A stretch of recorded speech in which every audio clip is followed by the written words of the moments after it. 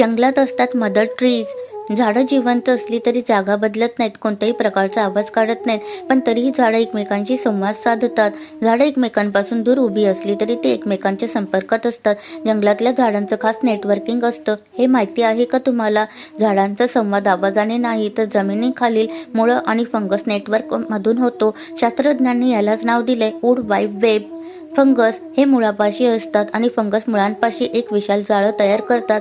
हे जाळं म्हणजे झाडांचं इंटरनेट. जंगलात किंवा आजूबाजूला असणाऱ्या झाडांपैकी एका झाडाला आजार झाला तर ते शेजारच्या झाडांना रासायनिक सिग्नल्स पाठवतं. सावध राहा. मोठी झाडं लहान झाडांना सूर्यप्रकाश कमी मिळाला तरी पोषक तत्व शेअर करतात. निसर्गातील खरी मदत इथे दिसते. वेगवेगळ्या प्रजातींची झाडंही एकमेकांना इशारे देतात. उदाहरणार्थ, कीटकांचा हल्ला सुरू झाला तर शेजारची झाडं संरक्षणासाठी रसायनं तयार करतात.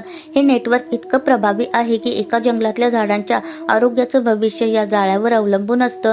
शास्त्रज्ञ सुझाने सिमर्ड यांनी 1990च्या दशकात हे रहस्य उलगडलं. त्यांनी दाखवलं की मदर ट्रीज संपूर्ण जंगलाला जोडून ठेवतात.